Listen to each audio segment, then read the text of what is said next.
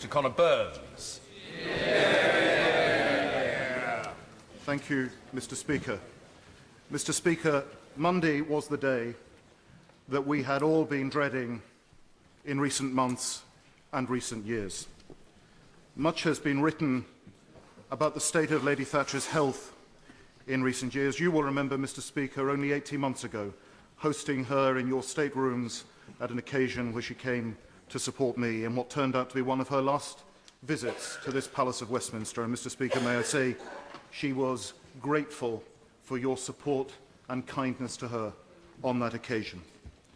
She'd come back from so many health scares that we sort of thought she'd go on forever. In the words of the poem, "If I had thought thou couldst have died, I might not weep for thee, but I forgot when by thy side that thou couldst mortal be."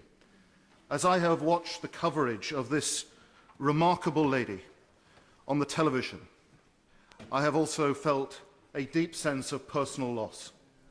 Some of us have lost a dear friend, and someone who in my case was not only a friend, but a mentor, a protectress, someone I loved and cared for very deeply.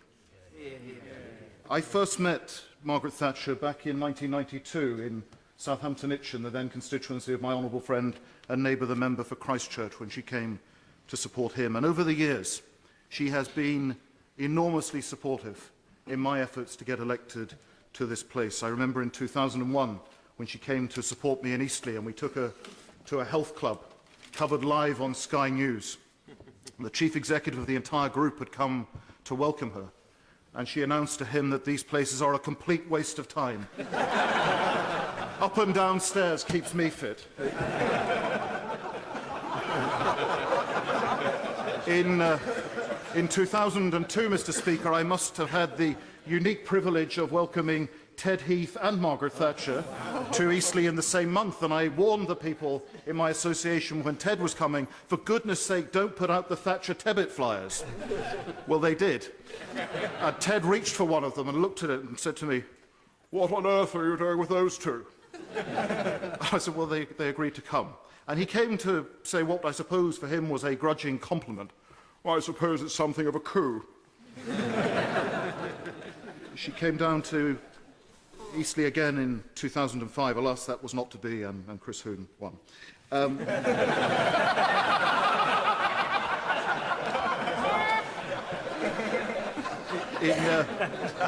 In January 2010, in the run-up to the general election, she did what turned out to be the last dinner she ever had outside her home or the Ritz, where she came to do an event for me and another candidate, which we rather novelly entitled Women for Men to Win.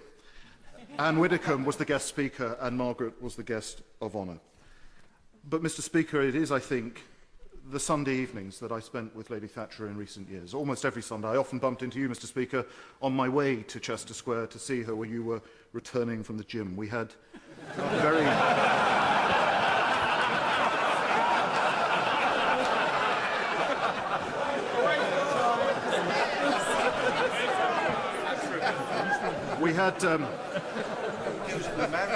We had great conversations on those Sundays, and they ranged very much dependent on how she was on a particular day. If we were in good form, we'd go through the papers and we'd have a look at what was in them. I remember last November showing her a poll in the Sunday Telegraph that showed the Conservatives 9% behind the Labour Party. She asked when the next election was. I said it was a little over 2 years to go. And she said, "That's not far enough behind at this stage." I did indeed...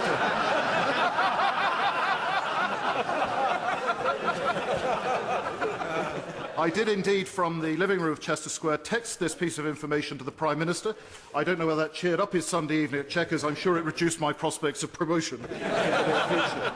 Mr. Speaker, there was one occasion when I took a taxi from here to Chester Square to see her. It was a particularly wet and awful evening.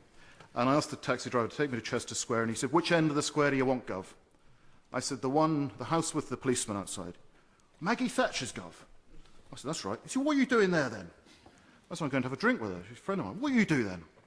I said, I'm a Tory MP. And as we pulled up, I went to pay the fare, and he refused to take the fare. And I apologise in advance to the Prime Minister for repeating this story. He said, your fare tonight, Gov, is you go in there and you tell her from me, we ain't had a good un since.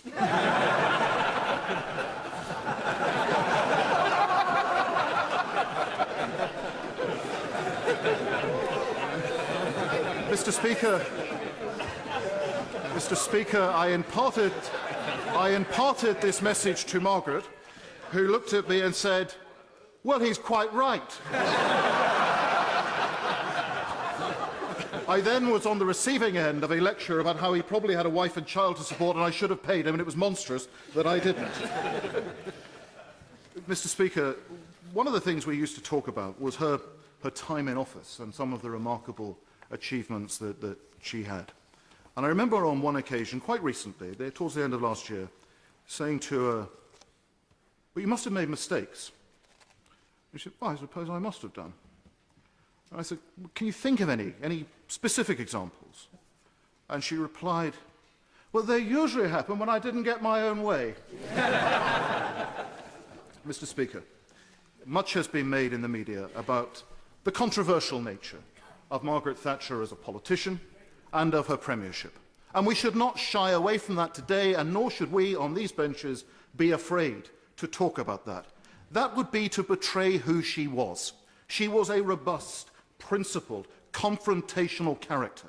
Yes, she divided. Yes, she pursued her policies with vigour and with persistence. She believed, as she said to me, politics at its purest is philosophy in action. She believed in the battle of ideas, something that we would welcome returning to the domestic politics today. She wasn't, if I may say so, to the Deputy Prime Minister. She wasn't a Tory at all. In fact, she proudly stated that she was a laissez-faire Gladstonian economic liberal. In the proudest traditions, and I say it as one myself, of the Gladstonian Liberal Party, and she would have welcomed that. But I think, the protests, in some way, are actually the greatest compliment that could be paid to Margaret Thatcher. That even in death, the left have to argue against her. She would take great pride in these protests. She wouldn't get angry about them. She would regard them as utterly and completely absurd. And all I would say to those engaged in them, look at how gracious she was in always what she said when her political foes departed the scene, most recently in the statement that she issued about Michael Foot. Her enduring legacy is not just in what she achieved and the fact that the Labour Party haven't reversed much of it. Her true legacy lies here on these benches and those who are coming up behind us. After the 2010 general election, I had the honour of organising a small number of receptions to introduce her to new colleagues. And she drew great solace and comfort from the number of those colleagues who told her that they were in Parliament because of her inspiration and because of what she believed and did. Even only 2 years ago, Tony Abbott, the aspirant Prime Minister of Australia, asking to come and see her and telling her that his philosophy was informed by watching what she had done when he was at university. Mr. Speaker, I want to end with this, because while she was a divisive to some degree, controversial certainly, she was an inspiration to many people way beyond these shores. And I'd like to end by just quoting what she said in the closing pages of the second volume of her memoirs, the last authentic book that she published, where she reflected a visit in 1993 to Warsaw, and where she wrote movingly about attending Mass at the Church of the Holy Cross. And she wrote of that occasion, every nook and cranny was packed, and the choral singing of unfamiliar Polish hymns was all the more uplifting because I could not understand the verses. It forced me to try to imagine what the congregation was asking of God. Foreign though this experience was, it also gave me a comforting feeling that I was but one soul among many in a fellowship of believers that crossed nations and denominations. When the priest rose to give the sermon, however, I had the sense that I had suddenly become the centre of attention. Heads turned and people smiled at me. As the priest began, someone translated his words. He recalled that during the dark days of communism, they had been aware of voices from the outside world, offering hope of a different and better life. The voices were many, often eloquent, and all were welcome to a people starved so long of truth as well as freedom.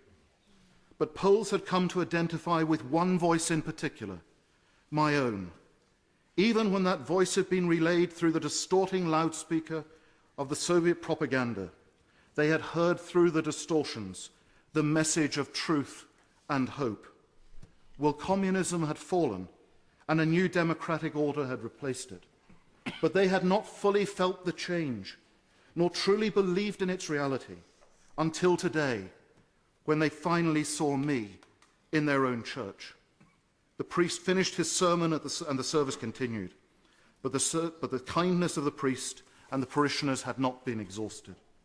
At the end of Mass, I was invited to stand in front of the altar. When I did so, lines of children presented me with little bouquets, while their mothers and fathers applauded.